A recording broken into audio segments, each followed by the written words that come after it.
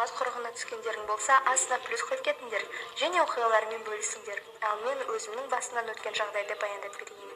Мен қазіргі барлық жастар сияқты TikTok'та отырамын, бірақ дәл сол жерде жігітке ғашық болып қаламын деп ешқашан ойламаппын. Оның аты Джуд. Мен оны бірінші рет профайлында көргенімде ерекше жігіт екенін бірден байқадым. Өте сымбатты, дене бітімі де, түрі де келісті. Қара шашты, қой көзді, ал жимаған кездегі тырнақеш бірден құладым бірден ұнатып қалдым деген. Сосын тіпті мен оған тәуелді болып қалдым. Ал оқырмандары өте көп. Демек, менің мүмкіндігім жоқ десем де болатын шығар. Себебі сонша адамның арасынан дәл маған көзі түседі дегенге кім сенеді? Бірақ өмірде бәрі мүмкін екен. Сенесіңдер ме? Менің жолым болды. Адам не ойласа сол болады деген рас екен. Джуд біздің мектепке ауысып келіпті. Тіпті менің сыныбыма келді. Бірақ та әрине оған көз салған қыздар аз емес еді. Біздің сыныптағы қыздардың бәрі оған сырттай ғашық еді. Әсіресе Элиза деген қыз. Айта кетейін, ол анау-мынау қыз емес, ақшасы көп, келбеті келіскен, сирағы ұзын, көзге бірден түсетін қыздардың қатарынан. Алайда Джуд оған көз сала қойған жоқ. Демек, ол ақылды жігіт екен. Саған шынымен ұнайтын болса, қол қусырып қарап қалма, мүмкіндікті пайдалан деп досым Декстер мені қайрап қойды. Дейк екеуміз кішкентай кезімізден доспыз. Екеуміз көрші тұрамыз. Бұрын ағаш басында үйшігімізде болатын. Соның ішіне ойыншықтарымызды жасырып қоятын едік. Әке-шешеміз өскен кезде достығымыз махаббатқа ұласып, жақсы отбасы болады деп болжайтын. Бірақ ол менің жақын досым. Сырымды да, жырымды да білетін жалғыз адам. Бұл жолы да Дейк маған қолдау көрсетіп, Джудты өзіме қарауды қолына келетінін айтты. Бір жігітті өзіме қаратамын деп әбден әуреленгенімді айтсайшы. Не істемедім десейші. Жанынан өтіп бара жатып иығынан қағып кеттім, өлтіріп кітабымды түсіріп алдым, тіпті түскі ас алып бердім. Ол да болмаған соң есімнен танып құладым. Футбол ойнап жүргенде оған жанкүйер болдым, математикадан есеп шығаруға көмектесіп жағымпазданып та көрдім. Бәрі бекер, оған әсер етпейтін. Өзін бір қалыпты ұстайтын, жанынан өтіп кетеді, бірақ мүлдем байқағысы келмейтін. Әрине, ол кім, мен кіммін, TikTok'тың жұлдызы, сұлу, спортшы, ұл қыздардың арасында жұлдыз, ал мен болсам, математикалық есептерді пістеше шағатын ақылгөй қарапайым қызбын.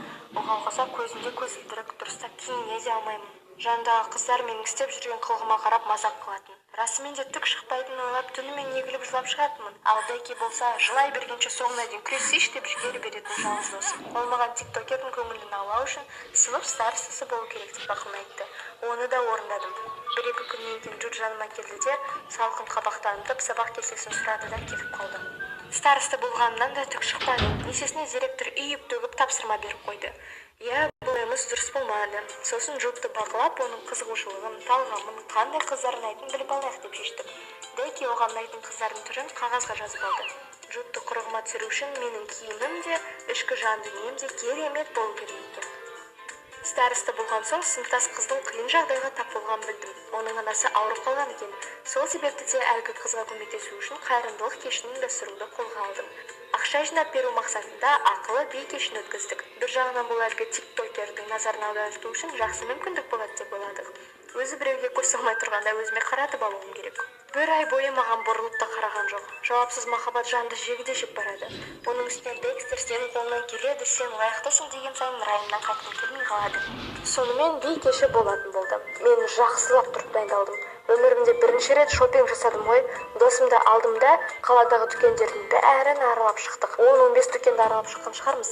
Аяғымнан тозып кеттім. Дек қояр да қоймай әйтеуір бір көйлекті таңдап алдық. Ал кешке жақын сұлулық салонына баруға тура келді. Оған да Дек жазып қойған екен.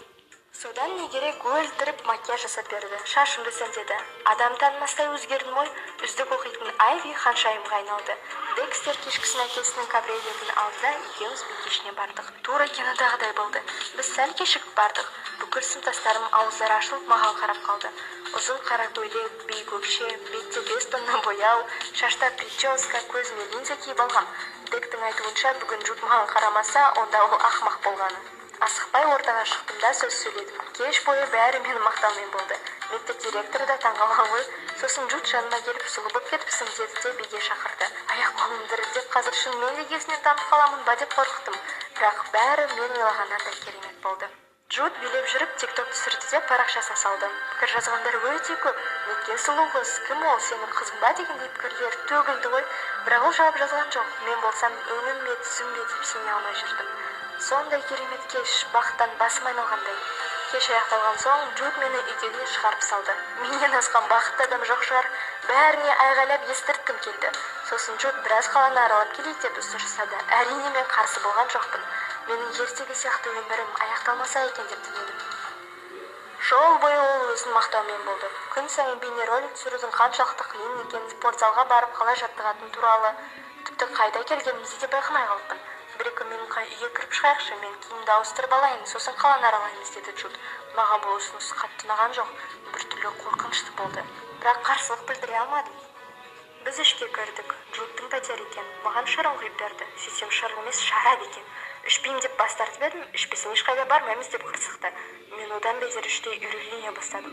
Шарапты соңына дейін ішуге тура келді. Сөйтіп едім, асығатындай қалада шаруам жоқ. Мен өз үйімдемін деп есікті тас қылып кілттеп қойды. Оның әрекеті мені қатты шошытты. Маған қарай жақындай бергенде мен айғайлап полиция шақырамын дедім. Иә, оларға не айтасың? Сен бір айдан бері мені құрығыңа түсіре алмай жүргеніңді білмейді дейсің бе? Өзің емес пе шошаңдап жүрген? Ал мен айтқанымды істейтін адаммын. Не бүлдірдім, не деген ақымақпын. Қолыма телефонымды ала беріп едім, жұлып алды. Жан даусымен айғайлап жыладым. Сол кезде әлгі тиктокер маған бас салды. Аяғынан бір тепкенде ас үйге қарай жүгірдім. Сол кезде Айви деген дауыс естілді. Ол Декстер екен. Мүмкін емес. Декстер! Мен осындамын, қорықпа деді ол. Артынан Джуд жүгіріп келіп, қолына шап беріп ұстай бергенде соқ етіп жерге құлап түсті. Сөйтсем Деки басына сковородкамен бір қойған екен. Біз сыртқа қарай қаша жөнелдік. Жол бойы мен өз-өзімді қарғап сілеп, қандай ақымақ болғанымды ойлап қатты жындандым. Джуд сияқты жігіттердің арам ойын енді түсіндім. Деки кеш бойы екеуміздің артымыздан аңдып бақылап жүрген екен. Сосын ол да көлігіне отырып артымыздан еріп келген. Мен сен үшін алаңдадым деді ол. Деки нағыз жігіт екен. Оған алғысым шексіз. Ол болмағанда не боларын кім білсін. Ал келесі күні Джуд мектепке ашуланып келді. Ол маған мектептің артына барып сөйлесу керек деді. Менен кешірім сұрайтын шығар деген бір ой болды. Декстерді бірге алып айтқан жеріне келдім. Бэтменнің жанынан қалмайды екен деп мырс етті. Саған не керек деп едім, үйіме баса көктеп кіргенің үшін полицияға арызданамын деді. Егер полицияға бармасын десең, менің айтқанымды орындайсың деп сес көрсетті. Иә, оның арам пиғылын түсініп отырған шығарсыңдар. Деки бірден оның аузын жауып тастады. Керісінше полицияға біз арыз жазамыз. Кеше сынып старостасына қол көтергенімді камераға түсіріп алдым. Сен ешқайда қашып құтыла алмайсың деп еді, тиктокердің үні өшті. Мұндайды күтпеген Джуд маған қарап баттан деп бұрқ етті де бұрылып кете барып еді, Деки жұдырықпен бір қойды.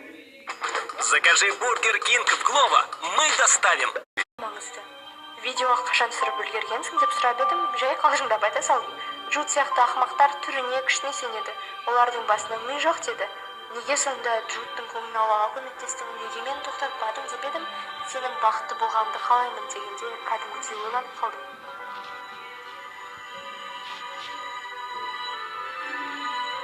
Кейде жанымызда жүрген адамдардың қадірін білмейді екенбіз ғой. Бақытты басқа жақтан іздеп әуре боламыз. Сол оқиғадан кейін арада 3 апта өтіп кетті. Джуд маған бұрылып қарамайды да, амандаспайды да. Бірақ маған оның амандығы да, саулығы да қажет емес. Мен үшін жұлдызды тиктокердің құны көк тиын. Алайда сыныптағы қыздар артынан әлі жүгіріп жүр. Бәрі орнына келді. Тек Дек екеуміздің достығымыз арта түскен сияқты. Тіпті достықтан да бөлек. Дек мені жақсы көретінін түсіндім. Мен үшін жасаған ерлігі маған да қатты әсер етті. Оның айтқан сөздерінен маған деген сенімін ұғу қиын емес еді. Мен де оның махаббатына жауап беруім керек, бірақ ол үшін уақыт қажет. Ұзақ ойланған сайын Дек менен алыстай берді. Онсыз өткен әрбір күнім қиындай түсті. Қанша жылдан бері жақын дос болып едік, енді арамыз ажырап бара жатқандай. Деки мектепке келуін де қойды. Бұл жағдай мені қатты алаңдата бастады. Сөйтсем, штаттан әкесі келген екен, ал Деки бірге кетпекші. Мен мұны оның анасынан біліп алдым. Декиді әрине жібергім келмейді. Кешкісін ағашта орналасқан үйшікке хат тастап кеттім. Бұл менің соңғы үмітім еді. Мен оған дәл қазір жігіт ретінде жақсы көре алмаймын. Ол үшін уақыт керек, бірақ сенсіз енді өмір сүре алмайтынымды білемін. Мен тастап кетпе, уақыт бер деп жазған едім. Бірнеше сағаттан кейін біреу есікті қақты. Декстер екен. Қолымда менің хатым бар. Міне сол кезде мен оны қалай сағынғанымды сездім. Иә, құнсыз ботаникім, жүр серуендеп келейік деп жымиды. Достар, сендер де өздері